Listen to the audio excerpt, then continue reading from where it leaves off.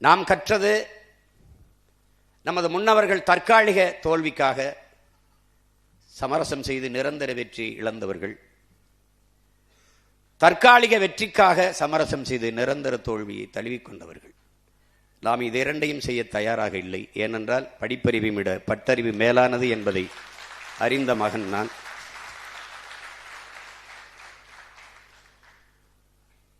நிறைய தோற்று இருக்கிறோம். குறிப்பாக என் பிள்ளைகள், குறிப்பாக நாம் தமிழர் கட்சி பிள்ளைகள். ஆனால் உலக வரலாற்றில் இவ்வளவு தோல்விகளை சந்தித்த ஒரு அரசியல் இயக்கம் இருக்காது, இனி எதுவும் இருக்க போறதும் இல்லை, இருந்ததும் இல்லை. ஆனால் அந்த இயக்கம் கலைந்து போய்விடும், காணாமல் போய்விடும், சிதைந்து போய்விடும். ஒற்றை தோல்விக்கே ஓடி நொறுங்கி போனது கட்சிகள், பல கட்சிகள். இத்தனை முறை தோற்றும் சற்றும் தளராது அப்படியே அதே உறுதியோட ஒரு கட்சி இருக்கிறது என்றால் அதே புத்தெழுச்சியோடு எத்தனை இடைத்தேர்தல் வந்தாலும் அத்தனையும் எமக்கான களமாக கருதி மறுபடியும் மறுபடியும் களத்திலே பாய். ஏனென்றால் இது எலி வேட்டையாடுகிற பூனை அல்ல, இது பகையை வீழ்த்த வந்த புலி என்பதை தமிழ் பேரின மக்கள் புரிந்து கொள்ளும்.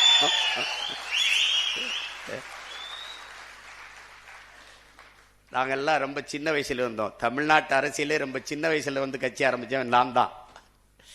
ஆனா 16 வருஷமா போராடிட்டு இருக்கேன். ஒரு கேடு என்னன்னா, நம்ம சொல்றத எடுத்து சொல்றதுக்கு யாருக்கும் மனசு இல்லை. நம்ம வளரக்கூடாதுன்னு நினைக்கிறாங்க.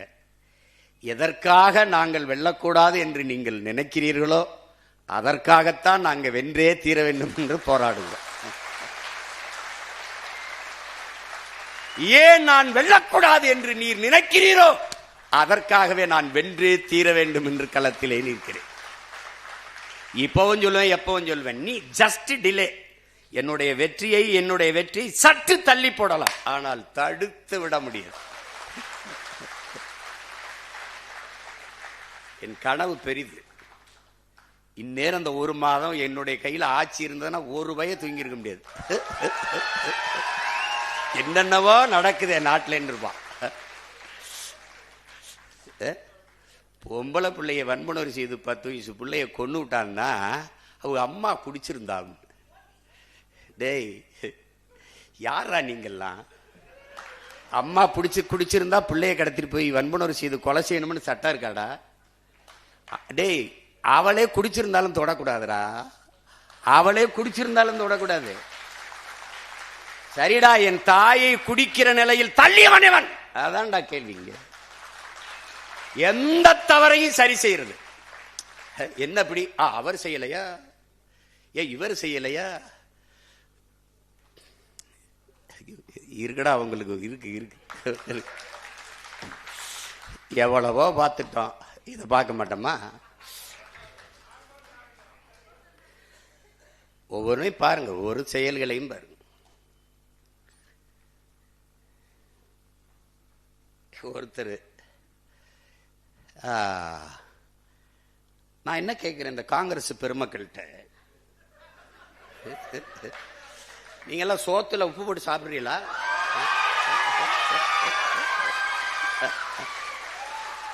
உங்கள் சோறான வெக்கம் இதுல ஏதாவது ஒண்ணு இருக்க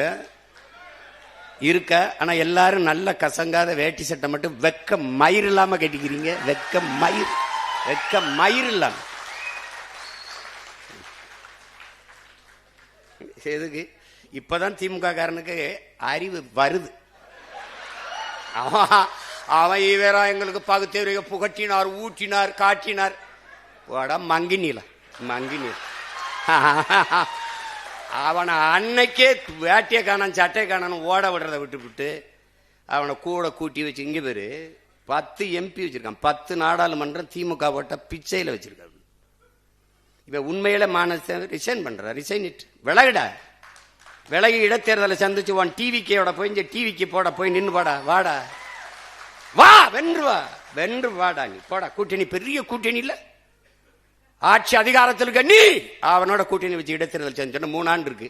ரிசைன் பண்ண உடனே இந்த இடைத்தேர்தல் வச்சு நின்றுவா, வென்றுவா, நீ பாப்ப.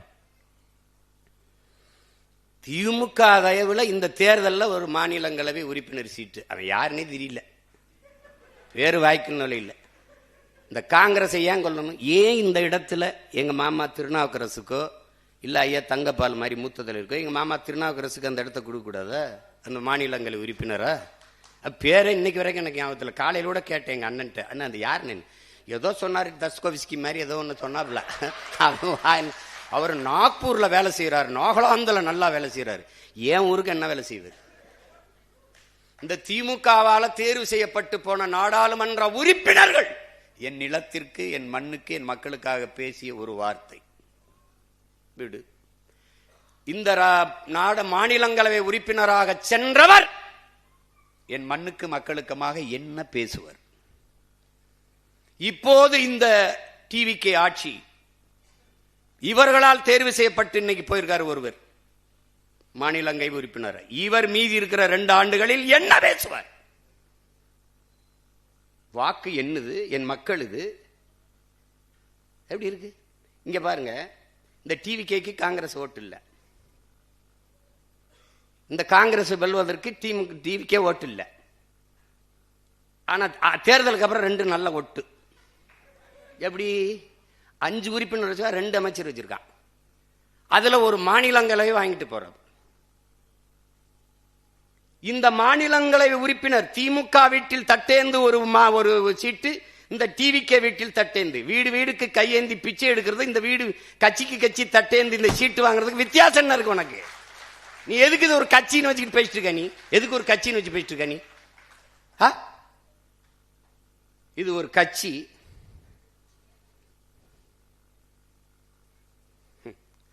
இப்பதான் தெரியும் திமுகவுக்கு. அப்பவே ஒருத்தன் சொன்னானையா, கேட்கலையே. இப்போ போறவர்கள் பதவிக்காக போவார்கள், வேற எதுக்கு? மக்கள் உதவிக்காக போவார்கள். அவ்வளவு மகான்களா, புற மகாத்மாக்களா? விலகு. எங்கூர்ல ஒரு மகான் வென்றிருக்காப்ல, ஐயா ராஜீவ் காந்தியுடைய சொந்த சின்னத்தா மகன், அருமைச்சவர் ராகுல் காந்திக்கு very close relation, Manik Tagore அவர் பேரு. அவரு தம்பி உதயநிதி கிட்ட கேள்வி கேட்கிறாப்ல, தமிழக முதலமைச்சர் மேகதாது அணைக்காக மோடி அவர்கள் பிரதமர் மோடிக்கு கடிதம் எழுதியிருக்கிறார், நீங்கள் ஏன் சைலண்ட் மோடுக்கு போனீர்கள்?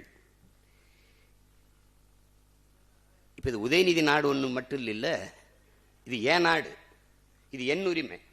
மேகதாதில் அணை கட்டியே தீர்வேன் என்று சொல்பவன் எவன்? அவன் யாரு? காங்கிரஸா இல்ல வேற கட்சியா?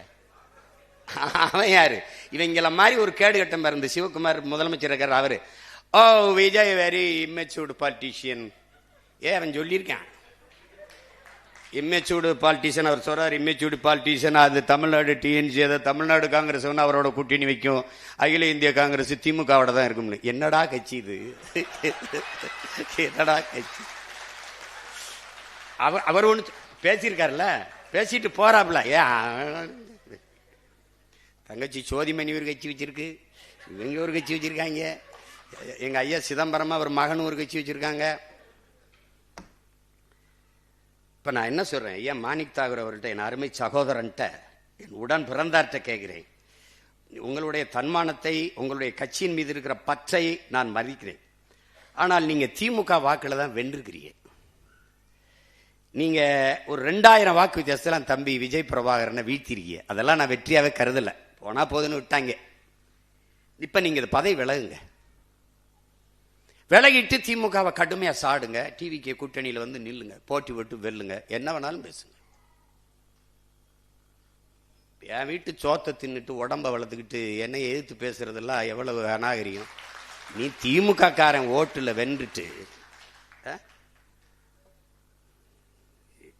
பூத்து வாக்கக முகவர் போட வக்கு இருக்கா உனக்கு? ஒரு தொகுதியில் தனியா நின்று எந்த இடத்துல கட்டுத்தொகை வாங்குவியா?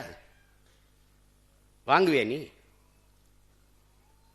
நான் தோத்தாலும் 4 விழுக்காடு வச்சிருக்கேன், நீ வென்றா கூட வராத அவ்வளவு. என்ன உனக்கு? அது ஒரு கட்சி. இவர் வாயை திறந்தா மன்னராட்சி வாரிசு அரசியல். மன்னராட்சி வாரிசு அரசியலின் ஆட்சின்னு இருக்குல்ல, தோற்றுவாயிருக்குல்ல, மூலம் இருக்குல்ல, அவர் உன் பக்கத்துல தான் இருக்காப்ல. யாரு? நம்ம ஐயா ராகுல் காந்தி. ராகுல் காந்தி இருக்காரு, அவர் என்ன புதிதா ஏழை எளிய மகன் கட்சி ஆரம்பிச்சிருக்காப்லையா?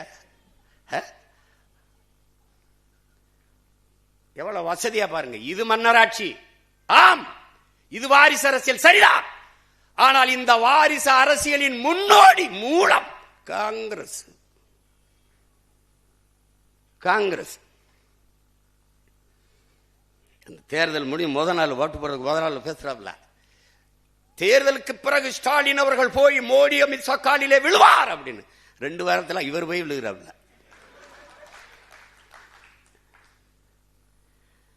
போராடி தடுத்து வச்சிருந்த அத்தனைக்கும் இழுத்து போட்டாப்ல. ஜல்ஜன் ஜீவன் திட்டம், ஜல்ஜீவன் ஒரு குடிநீர் திட்டம். ஒரு நாட்டு குடிமக்களுக்கு, வாக்கு செலுத்தின குடிமக்களுக்கு தண்ணி கூட கொடுக்க துப்பு இல்லை. பொலிவியால பெக்டல்னு ஒரு நிறுவனம், பெரிய கதை, படமா போட்டு போட்டு காட்டினேன். இத்தனை ஊடகம் இருக்கு, ஒருத்தன் போட்டு காட்டல. என்னென்னமோ சொல்றான்டா அந்த பாருங்கடான்ட்டு. போறார், வாரார், திரும்புறார், உட்கார்றாரு. அவன் ஊடகத்தை மயிரள கூட மதிக்கிறது இல்ல, அவன் திரும்பி கூட பாக்குறது இல்ல. இவங்க ஐயோ போய்கிட்டு இருக்காரு, வந்துகிட்டு இருக்காரு. நம்ம மாண்போட மதிப்போம், நம்மளை மதிக்கிறது இல்ல. ஊடக தீண்டாமை. நம்ம ரொம்ப தாழ்த்தப்பட்டவன் அவங்க பார்வையில், தீண்டத்தகாதவன் நாம். நீ என்னடா என்னைய ஒதுக்குறது தீண்டத? நான் உன்னை திரும்பி கூட பார்க்கல. போட்டா போடு, போல. நீ என்னை செய்தி போடுவ, நீ என்னை காட்டுவாயின்னு கட்சி ஆரம்பிச்சோன்னு நினைக்கிறியா? நீங்க எல்லாம் பேசி என்னை வளர்ப்பீங்கன்னு கட்சி ஆரம்பிக்க நினைக்கிறேன். நான் செய்ய வந்தது தேர்தல் அரசியல், கட்சி அரசியல் அல்ல, மக்கள் அரசியல். நான் செய்ய வந்தது செய்தி அரசியல், விளம்பர அரசியல் அல்ல, சேவை அரசியல், செயல் அரசியல். நெருப்பு சொல்றான் அவன், நெருப்பு சுடும், நெருப்பு சுடும், நெருப்பு சுடும். ஓராண்டு படம் நடத்தலாலும் பயனில்லை. தொடுன்னு சொல்லு, தொடுவான். அதுக்கப்புறம் நீர் அவன் சொல்லுவான் நெருப்பு சுடும், நெருப்பு சுடும், நெருப்பு சுடும்னு. இப்ப சொன்னேன், அவன் கேட்கல, தொட்டான். இப்ப பேசுவான் 6 மாசம் கழிச்சு, நெருப்பு சுடும், நெருப்பு சுடும், நெருப்பு சுடும். நீ பாரு. ஒரே ஒரு தடவை திருச்சியில ஒரு வாரத்துல போராட்டம், செவிலியர்லாம் சிமான்னா வான்னு கீழே ஒருத்தன் போடுறான், வருவார் உனக்கு வா, கீழே போடுறான், உனக்கு வருவாரு. அண்ணே அண்ணே, இவங்க கண்ணீரை பார்த்து நீ போய் நின்றாத, தயவு செய்து பேசாம நிம்மதியா வீட்டுல இரு. அப்படி ஐ எம் வெரி சாரி, நான் வரல, நான் கோச்சிக்கிட்டேன். என்னங்கடா உங்க பிரச்சனை? பாடா. அவர் அதை சொல்றாரு, அவர் ஆகாத சொல்றாரு. கப்பர் டே, சீனால ஒரு முதலாளி என்கிட்ட 3000 ஆடு இருக்கு, மேய்க்கவரனுக்கு 1 லட்சம் சம்பளம்ட்டான். பலாயிரக்கணக்கான பேர் போய் நிக்கிறான், படிச்சவன் போறான். இல்ல தந்தி டிவின்னு ஒண்ணு இருக்குல்ல, முந்திக்கிட்டு செய்தி சொல்ற ஒரு டிவி, உண்மையும் நேர்மையும் தவிர எதையும் சொல்லாதது, அப்படி ஒரு தொலைக்காட்சி. அது அந்த தொலைக்காட்சி தேநீர் நேரம், டீ டைம் அப்படின்னு வச்சிருக்கு. அதுல பேசுது, சீனாவிலே ஆடு மேய்க்கவருக்கு 1 லட்சம். சீனா சொன்னா ரசிக்கு, அதே சீமான் சொன்னா சிரிக்கு. இவங்களுக்கு நோய்டா, இவங்களுக்கு நோய். பிரதமர் எந்த ஊருக்கு போனாலும் தற்சார்பு பொருளாதாரம், தற்சார்பு பொருளாதாரம், தற்சார்பு பொருளாதாரம், மூவ் ஃபார்வர்டு ஆர்கானிக் ஃபார்மிங். இத்தனை ஊடகம் இருக்குடா இந்தியா முழுக்க. ஒருத்தன் மூவ் ஃபார்வர்டு ஆர்கானிக் ஃபார்மிங் ஒருத்தர் எடுத்து விவாதிச்சிருக்கானா? இல்ல இல்ல. அவன் அங்க போறான், இங்க போறான், ஆரம்பிக்கிறார், குச்சியை உண்டிட்டார், கட்சியை ஆரம்பிச்சிட்டார், இந்த நின்ட்டார், அந்த போயிட்டார். இது ஒரு கூட்டம்டாது. ஏன் அதை பேச? பிரதமர் எதுக்கு இங்க தற்சார்பு தற்சார்பு இந்த ஆர்கானிக் ஃபார்மிங்க்கு போகணும்? அம்பானி இயற்கை எரிகாற்றுக்கு போறேன். ஏன் இயற்கை எரிகாற்றுக்கு போறேன்? இயற்கை எரிகாற்று எங்கிருந்து எடுப்பார்? கேளு, ஒரு விவாதத்துல கேளு கேளு. ஏன்னா இங்க எரிகாற்றுக்கு கச்சா பொருள், மூலப்பொருள் பிரச்சனை இருக்கு, வார் வருது. இப்ப தற்சார்புக்கு வரணும். அம்பானி சொல்றாப்லே, சொல்றாருல்ல, நான் இயற்கை எரிகாற்றுக்கு போறேன். அதை நாங்க தமிழ்ல உயிர் வழிங்கிறோம், நீங்க பயோகேஸுங்கிறீங்க, நாங்க உயிர் வழிங்கிறோம். இயற்கை எரிகாற்று எங்கிருந்து எடுப்ப? எங்கிருந்து எடுப்ப? என் மாட்டு சாணி தாண்டா வந்து நக்கனு, நீ என் மாட்டு சாணி தான் வரும். அதை நான் சொன்னா வலிக்குது. நான் சொன்ன வலிக்குது. சரி, இந்திய அரசு கழுத வழக்கு 50 லட்சம் மானியம் கொடுக்குது, அதை ஒரு தடவை போடு. உனக்கு நோயிடா.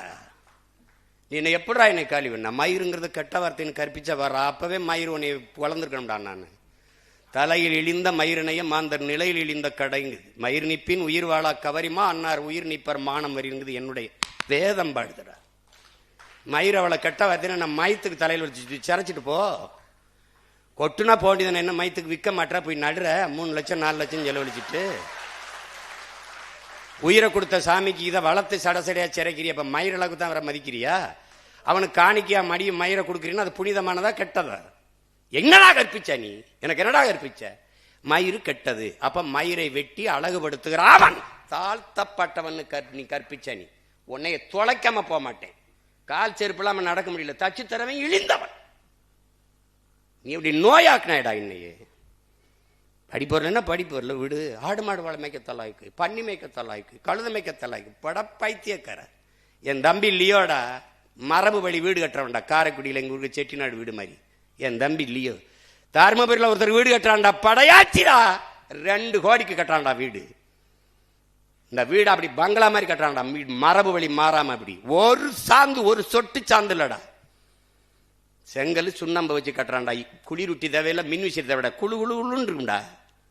கட்டுறான்டா என் தம்பி, என் சொந்த தம்பி கட்டுறான்டா. என் கட்சியில் இருக்க பிள்ளை அவன் சொல்றான், வீடை பார்த்து, தம்பி இன்னும் எத்தனை கோடி வேணா 2 கோடிக்குள்ள முடியும், இன்னும் எத்தனை கோடி வேணாலும் செலவழிப்போம், நீ பண்ணு. ஐயா என்னையா வருமானம்? நான் பண்ண வச்சிருக்கேன் யா, பண்ண வச்சிருக்கேன். ஏய் நான் சத்தியம் பேசுறேன்டா எங்க அப்பா மேல ஆனையா, உண்மையை சொல்றேன். இந்த வரை அலைபேச்சியில் இருக்கு என்ன, இந்த தஞ்சாவூர் தான் போயிட்டாப்பா சொல்லுவான், கட்டிக்கிட்டு இருக்கான் தருமபுரியில். பண்ணி வைக்கிறே 10 குட்டி வாங்கி விட்டையா, 6 கோடி வரும். யாது எனக்கு 6 கோடிக்கு பண்ணி இருக்கு, நீ கட்டியான்னு இருக்காப்ல. படையாச்சி பண்ணி வளர்த்து சம்பாரிச்சுக்காண்டா. பைத்தியக்கார பயல. எங்க பொருளாதாரம் இருக்குன்னு தெரியாது. கிறுக்கா அரசா மருத்துவமனைக்கு வெளியில் வரும்போது கழுதப்பால் ஒரு இது 1000 ரூபாய்டா. ஒரு என்னது அது சொல்றது, ஒரு சங்க 1000 ரூபாய்டா. மருந்துடா. கழுத மேய்க்க தலாய்க்கு, ஆடு மாடு மேய்க்க தலாய்க்கு. டேய் நீங்கெல்லாம் அறிவு இருக்கிறவங்களாடா. வேளாண் துறைக்கு ஒரு அமைச்சர் போட்டிருக்க, என்ன புடுங்கிறதுக்குடா போட்ட? எதுக்குடா போட்ட? அவன் அரசு அமைச்சர், அவருக்கு ஒரு கான்வாய், அவருக்கு ஒரு வீடு, அவருக்கு ஒரு பெரிய இது. அவர் அரசு அமைச்சர். கால்நடை துறைக்கு ஒரு அரசு அமைச்சர், பால்வளத்துறைக்கு ஒரு அமைச்சர். இவன் 3 பேருடைய வேலை என்னடா சொல்லு? நாங்க பின்னோக்கி இருக்கிறோம், இவருக்கு முன்னோக்கி போறாங்க. பால்வளத்துறை அமைச்சருக்கு வேலை என்ன? பால் இருக்குடா, வளம் எங்கடா? கால்நடையே இல்லை, எதுக்குடா கால்நடை துறைக்கு தண்ட கர்மாந்தரத்துக்கு அமைச்சர் போட்டு கேட்டீங்க வாடா? எதுக்கு போட்ட? வேளாண் பல்கலைக்கழகம், வேளாண் கல்லூரி, வேளாண் துறைக்கு அமைச்சர். அப்ப அவனுக்கு எங்கடா வேலை கொடுப்ப? வேளாண்மை அரசு பணி ஆக்குனாதான்டா அவனுக்கு வேலை கிடைக்கும். இப்ப வேளாண் துறை அமைச்சருக்கு வேலை என்ன? கால்நடைத்துறை அமைச்சருக்கு வேலை என்ன? அதான் எப்படிப்பட்ட அறிவாளிகள்கிட்ட சிக்கிட்டோம் பத்தியில. அவன் என் தம்பி ஒருத்தர் இருக்கான் பார்த்திபன், அவன் போக்குவரத்து துறைக்கு அமைச்சராக போட்டிருக்காப்ல. அவன் அந்த ஊர் மாவட்ட ரசிகர் மன்ற தலைவர். வால்வோ பஸ் உரிமையாளர்கிட்ட போய், நீ தாண்டா ஓட்டுறாத, வால்வோ பஸ் கவர்மெண்ட் தாண்டா ஓட்டுது. அது நீ தம்பி சாப்பிட்டு வந்திருக்க, நான் பசுவோடு இருக்கேன். அது இல்லையே அவர் சொல்றதுக்கு, இது இல்லையே. பதிவு செஞ்சவங்க எல்லாம் விட்டுட்டு இங்க காத்திருந்தவங்களை ஏற்றி விட்டேன் அப்படின்னு. எப்படி இருக்கு? பாட்டுலுக்கு 10 ரூபா, பாட்டுலுக்கு 10 ரூபா, பாட்டுலுக்கு 10 ரூபாயின்ட்டு அதிகாரத்துக்கு வந்தோன்னா பாட்டுலுக்கு 10 ரூபா அப்படிலாம் கிடையாது. அதெல்லாம் நிறுத்த முடியாதுங்க. ஒரே நாள் சினிமா மாதிரிலாம் முடியாது. யார் அமைச்சர் வியாக்கியானம் இல்ல, அங்க ஊழியர்களுக்கெல்லாம் அவர்களுக்கு காசு செலவுக்கு இந்த பாட்டில் எடுத்து வைக்கிறது, அதுக்கெல்லாம் அது 10 ரூபாய்க்கு வித்தாத்தான் அப்படின்னு. இவ்வளவு தர்மணி ஆயத்தை உங்காலும் சொல்லலப்பா. மதுரையில் பேசும்போது நம்முடைய மாண்புமிகு முதல்வர் ஐயா அவர்கள், இந்த மீனவர்கள் இதற்காக நீங்கள் மோடிஜி நீங்கள் கச்சத்தீவை மீட்டு கொடுத்துருந்தா அது போதும். இப்ப மீன்வளத்துறை அமைச்சர்கிட்ட, சார் இந்த கச்சத்தீவை மீட்கிறது அதிகாரி 3 தடவை நோ கமெண்ட்ஸ் அமைச்சர், அது இப்ப நம்ம பேச தேவையில்லை, நோ கமெண்ட்ஸ். ஏண்டா நோ கமெண்ட்ஸ் சொல்றதுக்காடா இவ்வளவு பேர் கிளம்பி வந்தீங்க? அவன் அந்த அமைச்சர் பெருமகன். நாங்க தூத்துக்குடிய ஒரு போர்ட் நகரமாக, துறைமுக நகரமாக, அதான் எங்க தலைவருடைய. டேய், அது துறைமுக நகரம் தான்டா அது. இப்ப நம்ம கடல்ல விழுந்து சாகிறதா இல்ல கிணத்துல விழுந்து சாகிறதா? எங்க எந்த பக்கம் போறது? எங்க பார்த்தாலும் முட்டிச்சந்து மூத்திரச்சந்தாரு. கருமம் கருமம். 436 திட்டங்களை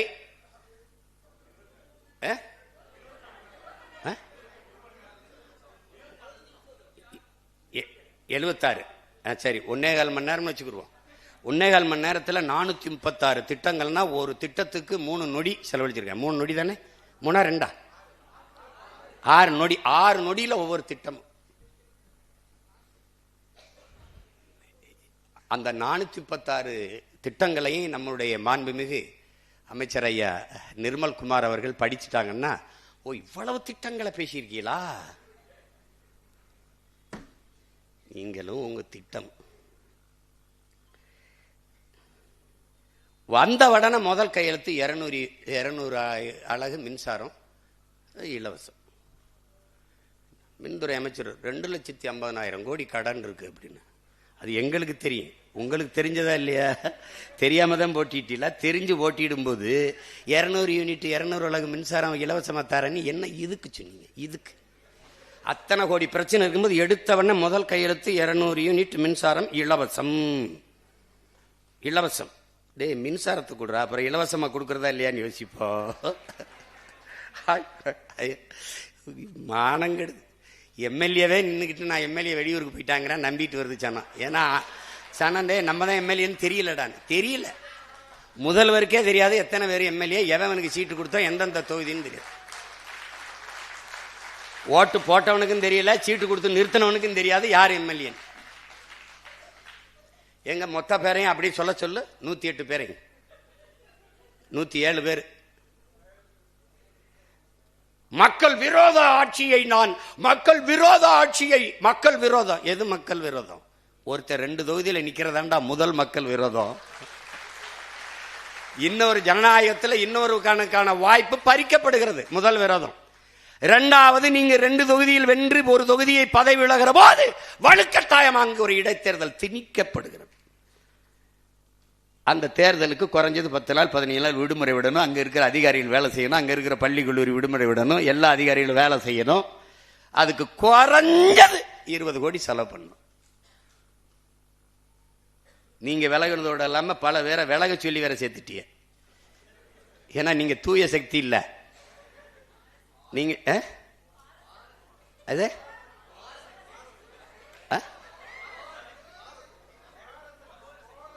கோர சக்தி, தூர சக்தி, பார சக்தி, ஏற சக்தி, ஓர சக்தி.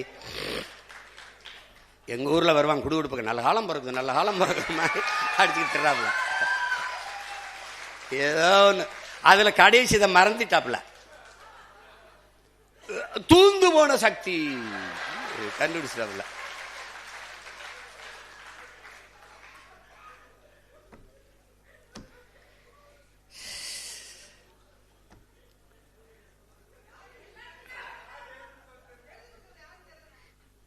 அது நசீருதீன் சார் சொல்றாப்புல, புகழ்பெற்ற நடிகர், உங்களுக்கு இந்த நகரம் தீப்பற்றி எரிகிறதுல வருத்தம் இருக்கு, எனக்கு இந்த பைத்தியக்காரங்கையில தீப்பெட்டி எவன் கொடுத்துருங்கிறது வருத்தமா இருக்கு சொல்லியிருக்காப்புல.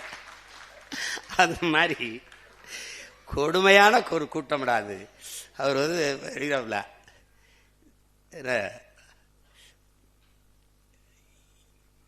என்னன்னு தெரியல, என்னை நான் கவர்ச்சியால் வந்து விட்டேன் என்று சொல்கிறார்கள். கோவப்படுறாப்ல. அது தப்பு தானே. அவர் மண்டேலா மாதிரி 27 ஆண்டு சிறையில் இருந்து வந்திருக்காப்ல. எண்ணற்ற தியாகங்கள், எண்ணற்ற வழக்கு, பல சிறை கொட்டடிகள், அனுபவம். அப்புறம் 200 கோடியில் 100 கோடியை சல்மான் மாதிரி வாங்குற சம்பளத்தை பாதிய மக்களுக்கு கொடுத்து கொடையா கொடுத்து மக்களின் இதயத்தை வென்று வந்துட்டாப்ல. சினிமா டு சிஎம் எளிதா டிரான்ஸ்பர் ஆயிட்டு இல்லை, அதனால உங்களுக்கு தெரியல, கோவம் வருது வேற.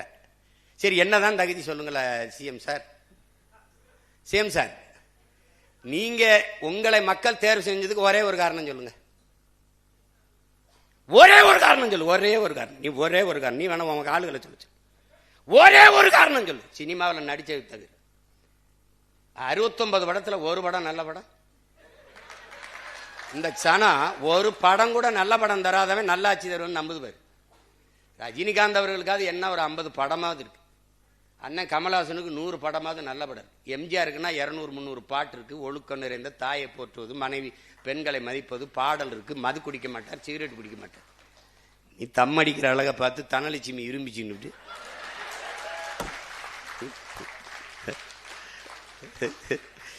ஏதோ ஒரு கர்மம். இதுல கோவச்சுக்கிறதுக்கு என்ன இருக்கு சிஎம் சார்? நீங்க கோவச்சுக்கிறதுக்கு ஒண்ணும் இல்லை. ஒத்துக்கிறங்க மனச்சான்றோட. நீங்க தான் பெரிய நேர்மையான சிகரம் ஆயிடுச்சே. எதா இருந்தாலும் பழைய எங்க ஊர்ல எங்க அத்தை பொண்ணுலாம் வாக்கப்பட்டு வரும்.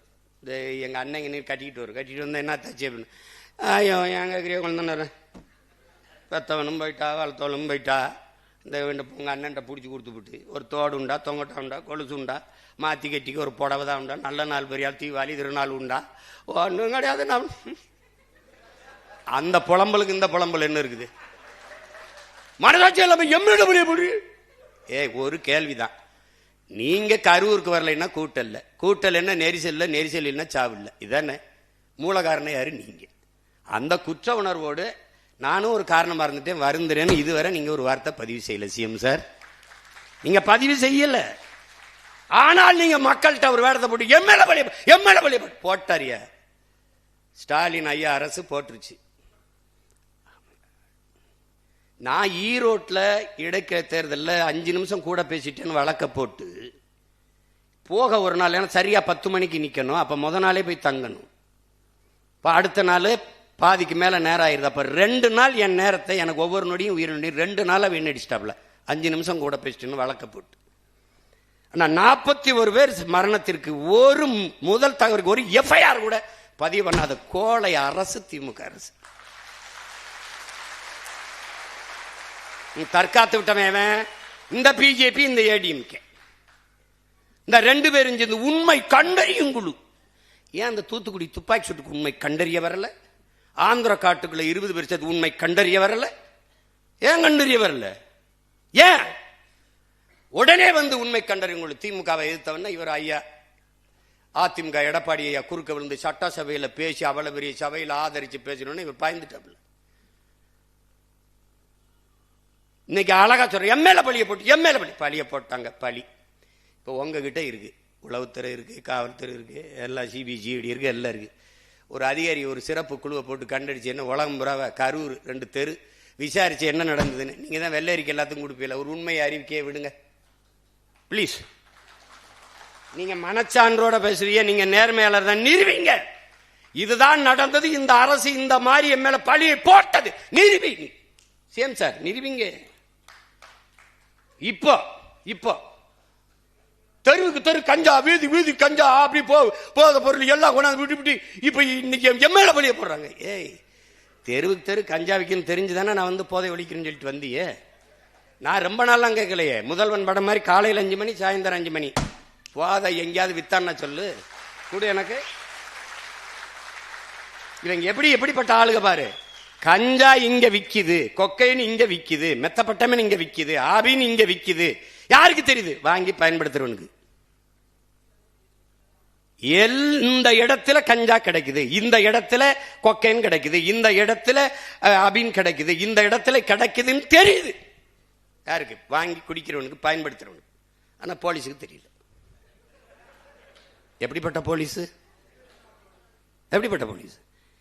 என் தம்பி லாரி உரிமையாளர்கள் அந்த மண் விற்கிறாங்கல்ல, அந்த மண் சவுடு மண்ணில் முறையோட ஆற்ற விடுவான். என் தம்பிட்டு வந்து சின்னவன்ட்ட போய், அண்ணே அண்ணனுக்கு சொல்லுங்கண்ணே, முன்னெல்லாம் ஒரு லாரிக்கு 1000 ரூபா வாங்கிட்டு இருந்தாங்கண்ணே, இப்போ 2000 கிட்ட அடம் பிடிக்கிறாங்கண்ணே, நாங்கள்லாம் எங்கேனே போகிறது அப்படின்னு. அண்ணன்ட்ட சொல்லுங்கண்ணே. டே இருடா, ஒரு 6 மாதம் நானே பற்றி நான் வந்து மௌன விரதம்டான்னு இருக்கேன்.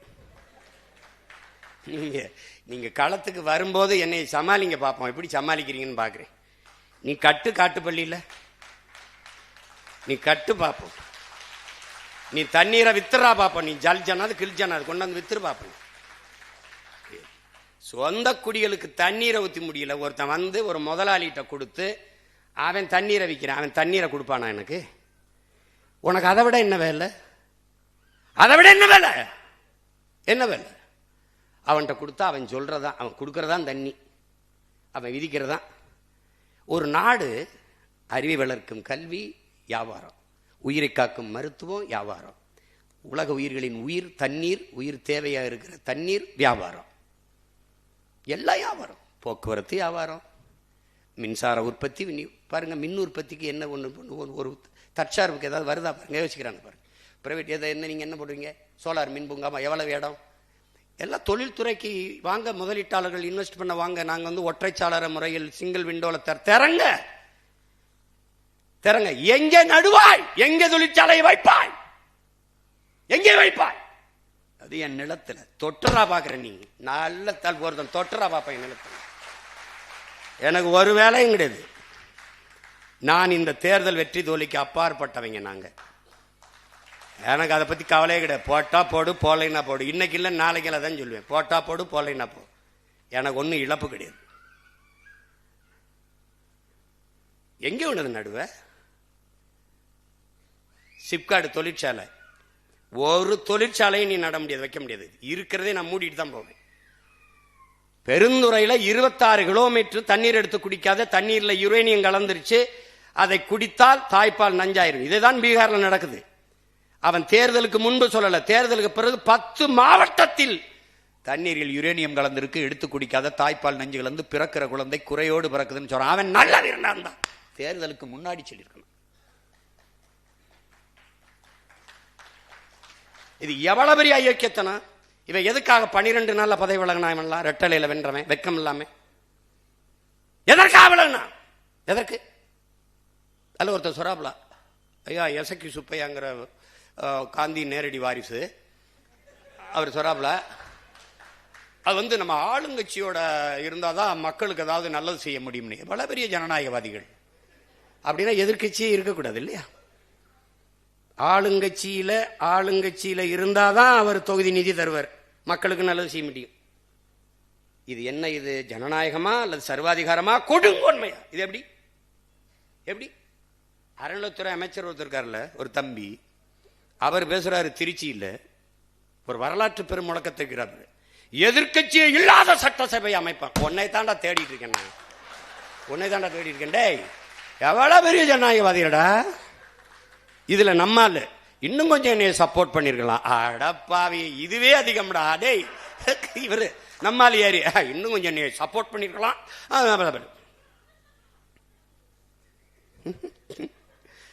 கொடுமடா டேய், பொலிட்டிக்கல் டிசாஸ்டர் நடந்துருச்சு, அரசியல் பேரிடர். அதை மக்களை அனுபவிச்சுக்கிற வேண்டியதுதான். நம்ம வந்து நான் என் பிள்ளைகள்ட்ட சொல்லிட்டேன், பிசிக்கல் ஃபிட்னஸ் மென்டல் ஃபிட்னஸ் ரெண்டையும் பண்ணிட்டு இரு, களை நமக்கு காத்திருக்கு. எனக்கு கற்பிச்சவன் சொன்னான், எனக்கு என் தலைவன் எங்களுக்கு கற்பிச்சான். என்ன கற்பிச்சான்? நாம் களத்தை இழக்கலாம், காலத்தையும் இழக்கலாம், பழத்தை இழந்து விடக்கூடாது. அதுக்கு சான்றே வரே தான். அனுராதபுரத்தை அடிச்சு பிடிச்சிட்டான், ஆணையரவை அடிச்சு பிடிச்சிட்டான். ஆணையரை பிடிச்ச பிறகு அப்புறம் போயிடுச்சு களம்.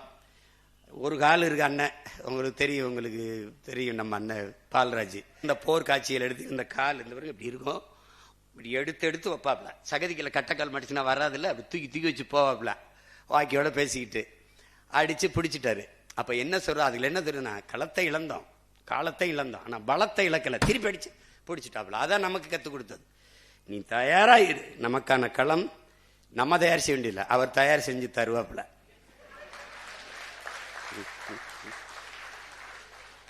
இப்ப கொஞ்சம் அமைதியா இருப்பான். மறுபடியும் செவிலியர்கள், மறுபடியும் மருத்துவர்கள், மறுபடியும் ஆசிரியர் பெருமக்கள், மறுபடியும் போக்குவரத்து தொழிலாளர்கள், மறுபடியும் வேற யாரு, விவசாய பெருங்குடி மக்கள் எல்லாரும் வீதிக்கு வருவாங்க. நாம இங்க இருப்போம் நிம்மதியா படிச்சுக்கிட்டு, அப்படியா நல்லா இருக்க, ஏதோ ஒண்ணு. ஒரு பெருங்கனவை சுமந்தின்ற ஒரு இனத்தின் பிள்ளைகள் நாங்க நினைப்போம். 50,000த்திற்கும் மேற்பட்ட மாவீரர்கள் தாயக விடுதலைக்கு தமிழ் பேரினத்தின் தேச விடுதலைக்கு உயிர் தியாகம் செஞ்சிருக்கான். நம் உயிர் தமிழ் செத்து விடக்கூடாதுங்கிறதுக்காக தம்முயிரை கொடுத்து மாண்ட மறவர்களின் எண்ணிக்கை 500 கிட்ட இருக்கும். ஆனால் காட்டுனது நமக்கு ஒரு 18-20 பேர் தான். அளப்பெரிய ஈகங்களை நம் மக்கள் செஞ்சிருக்காங்க. இறந்தவர்கள் போக உறுப்புகளை சிதையை கொடுத்து இன்னும் வாழ்ந்து கொண்டிருக்கிற கண் சிதைந்து, கால் சிதைந்து, தலையில, முதுகுல, உடம்புல தோட்டாக்களோடு வாழ்ந்து கொண்டிருக்கிற பிள்ளைகள் நின்று இருக்கிறாங்க. இது எல்லாருடைய தியாகத்தையும் விட மகத்தானது தன் பெற்ற பிள்ளைகளை, பேணி வளர்த்த பிள்ளைகளை தாயக விடுதலைக்கு போய் தலைவனின் கீழே நின்று சண்டை செஞ்சு சாகு செத்துப்போன்னு அனுப்பின பெற்றோர்கள் இருக்காங்கல்ல, அவர்கள் தான் உலகத்திலே தமிழ் பேரினம் போற்றி வணங்கத்தக்க குலதெய்வங்கள். அப்படி எண்ணற்ற தாய்மார்களை, தந்தையர்களை கண்டவன் நான். இன்னும் வாழ்றாங்க நம்ம கூட. அப்படிப்பட்ட மகத்தான ஒரு மாவீரனை இந்த மண்ணுக்கு கொடுத்த குடும்பம் இங்கே இருக்கு. என் தாய் இருக்காங்க, என் தம்பி இளங்கோ இருக்கா, என் தங்கை, எங்கள் குழந்தை எல்லாம் இருக்கிறாங்க. அதான் நான் சொன்னேன், உயிராயுதம் அறிவாயுதம் கருவி ஏந்திய இடத்தில் என் அப்பன் குரலாயுதம் ஏந்தி இந்த இனத்தின் விடுதலைக்கு கடைசி மூச்சையும் தன் தாயக விடுதலைக்கு அர்ப்பணித்தவன் நம்முடைய தகப்பன், நம்முடைய அப்பா தேனிசை செல்லப்பா அவர்கள்.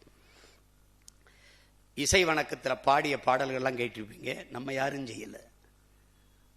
உலகெங்கும் பரவி வாழுகிற இளைய தலைமுறை பிள்ளைகள் அவர்களாக எழுதி அவர்களே மெட்டமைச்சதென்றால் இந்த தலைமுறையின் இதயத்திற்குள் கூட எவ்வளவு பெரிய தாக்கத்தை நம் தந்தை ஏற்படுத்தியிருக்கிறாருங்கிறத பாருங்க.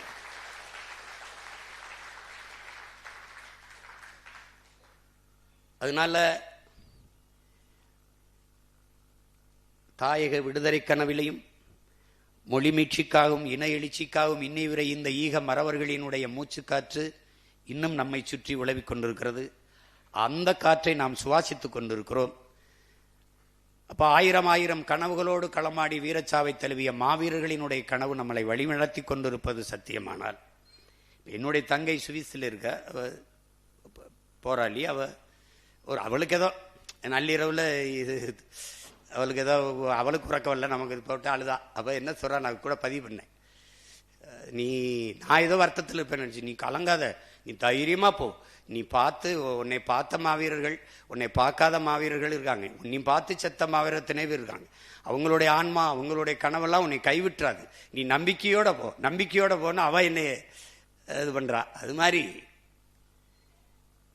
இது ஒரு மேடையில் பேசிட்டு வேர்க்கவருக்கு இறங்கி போனேன். ஒரு தாய் வந்து என்னை முட்டுவாய் பிடிச்சிட்டு, சிமா ஐயா இப்படி கத்தி கத்தி வேர்வையோட இப்படி தொண்டை தண்ணி காத்திரியே இந்த மக்களுக்கு, உன்னை பார்த்தா பாவமாக இருக்குயா அப்படின்னு நான் சொன்னேன்.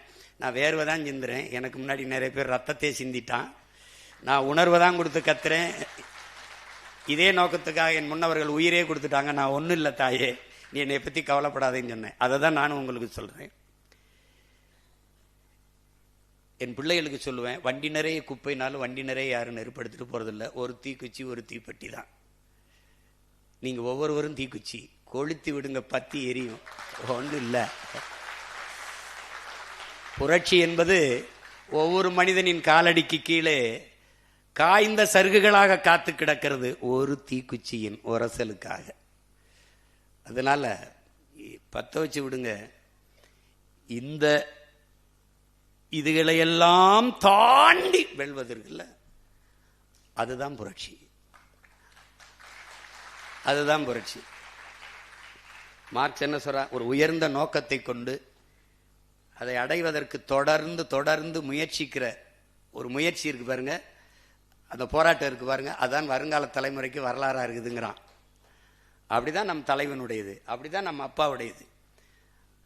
இப்ப அவருடைய கனவு நம்மகிட்ட இருக்கு, இசையா இருக்கு, இசையா இருக்கு. ஒவ்வொரு தடவையும் உனக்கு சோறு வருதுன்னா பாத்துக்க.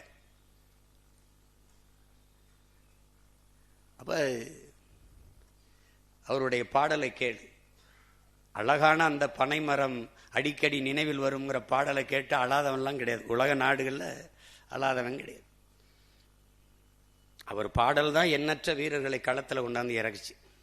1 மணி நேரம் 2 மணி நேரம் பேசி பேசி உணர்வூட்டி களத்துக்கு இழுத்துட்டு வந்ததை விட அவருடைய 5 நிமிட பாடல்கள் பல்லாயிரக்கணக்கான வீரர்களை களத்துக்கு வர வச்சது. அப்படிப்பட்ட ஒரு மகத்தான மகன். இயக்க பாடலை தவிர எதையும் பாடலை. கடைசி காலத்தில் நாம் தமிழர் கட்சியும் தன் மகனையும் தான் பாடினர்.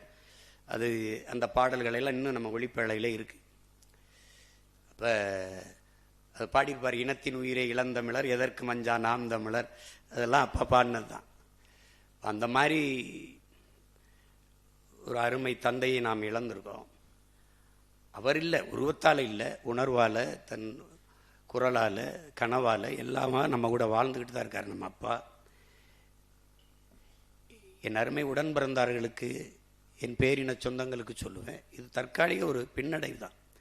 7 அடி முன்னோக்கி பாய ஒரு நீளம் தாண்டுகிறவன் 70 அடி பின்னோக்கி இருந்து ஓடி வர்றான். 7 அடி தாண்டத்தான் 70 அடி பின்னோக்கி போய் ஓடி வர்றான். இப்போ நம்ம கொஞ்சம் பின்னாடி போயிருக்கோம். 8 அடியிலிருந்து 4 அடி பின்னாடி வந்திருக்கோம். எதற்காகனா 40 அடி தாண்டுவதற்கு. அதை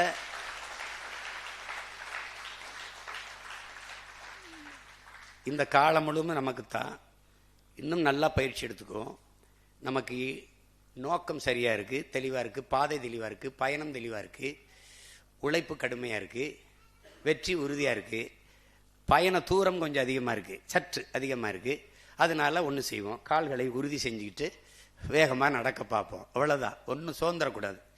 இதில் விடியாத இரவு எதுவும் கிடையாது, அடைய முடியாத இலக்கொன்றும் கிடையாது. அன்னைக்கு சொன்னதுதான், ஒவ்வொரு இரவும் நல்லா கவனிச்சுக்கணும், ஒவ்வொரு இரவும் ஒரு புதிய விடியலை தயாரித்து கொண்டிருக்கிறது. ஒவ்வொரு தோல்வியும் மகத்தான வெற்றியை தயாரித்து கொண்டிருக்கிறது. அதில்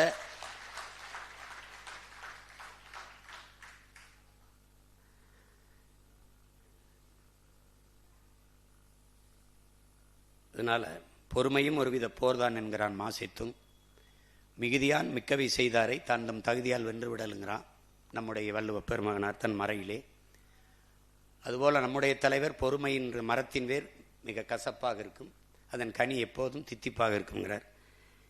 இப்போ நம்ம பொறுமையாக இருக்கிறது கொஞ்சம் கசப்பாக இருக்கும். அது என்ன, அதனால்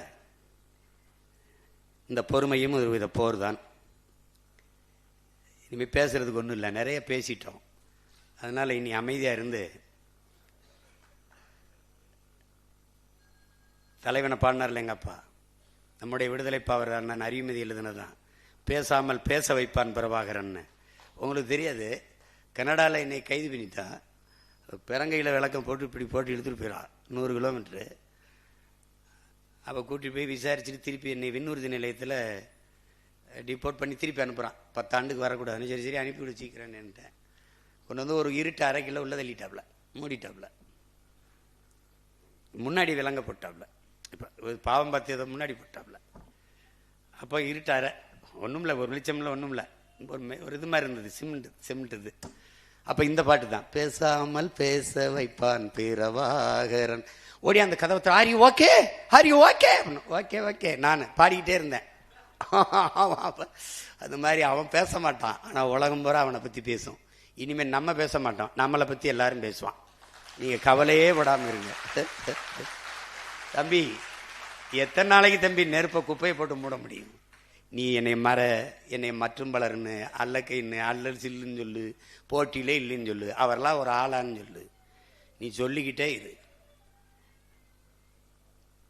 பார்க்க தானே போகிறோம். அதனால் நம்பிக்கையோடு இருங்க. நம்ம அப்பாவுடைய நினைவை போற்றுகிற நாளில் அவர் எந்த நோக்கத்திற்காக வாழ்வின் இறுதி நொடி வரை உறுதியாக நின்றாரோ, அப்பா மட்டும் இல்லை, அந்த குடும்பமே அர்ப்பணித்து நின்றுச்சு. என் தம்பி, என் மருமகன் எல்லாருமே, இந்த அங்கே எல்லாருமே இந்த இனத்திற்காக பாடியவர்கள் தான்.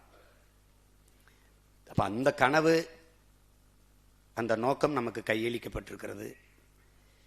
அதை எல்லாரும் புரிந்தவர்கள் தான். புதுசாக ஒன்றும் ஒருத்தருக்கு ஒன்றும் சொல்லி தெரிய வேண்டியதில்லை. உடலினை உறுதி செய், அறிவை விரிவாக்கு, கொள்கை வகுத்தினில் கூடி செயல் செய்ய பழகு. இதுதான் நம்முடைய கோட்பாடு. ஒரு அறிவு சமூகத்தை படைப்பதற்கு, அறிவார்ந்த பிள்ளைகளை வளர்த்து வார்த்தெடுப்பதற்கு நாம் எல்லோரும் பயிற்சி களமாக மாறி இந்த இனத்தின் விடுதலையை வென்று முடிக்க வேண்டும் என்கிற உறுதியை ஏற்பதுதான். அதை வென்று முடித்து நம் அப்பா, நம் மாவீரர்களுக்கும் நம் தலைமைக்கும் நம்முடைய அப்பாவுக்கும் ஒப்படைப்பதுதான் பிள்ளைகள் நாம் அவர்களுக்கு செலுத்துகிற உண்மையான வணக்கமாக இருக்க முடியும். அதற்கு எல்லோரும் தன்னலமற்ற உண்மை நேர்மையாக உறுதியாக களத்திலே நின்று இன விடுதலையின்காக அதன் வெற்றிக்காக அரும்பாடுவாற்றுவோம் என்கிற உறுதியை ஏற்பதுதான் நம்முடைய அப்பா வீர முரசு விடுதலை குயில் பாசறை பாணர் மாமனிதர் தேனிசை செல்லப்பா அவர்களுக்கு செலுத்துகிற உண்மையான புகழ் வணக்கமாக இருக்க முடியும். உலகெங்கும் பரவி வாழ்கிற நம்முயிர் சொந்தங்கள் அனைவரின் சார்பாகவும் தமிழீழ விடுதலை தேசிய இராணுவமான விடுதலை புலிகளின் சார்பாகவும் நாம் தமிழர் கட்சியின் சார்பாகவும் என்னுடைய தந்தை தேனிசை செல்லப்பா விடுதலை பாணர் அவர்களுக்கு நம் புகழ் வணக்கத்தை செலுத்துவதில் பெருமையும் மகிழ்ச்சியும் கொள்கிறோம். உங்கள் அனைவருக்கும் என் அன்பு வணக்கம். நம்முடைய பாசறை பாணருக்கு நம் புகழ் வணக்கம். நன்றி.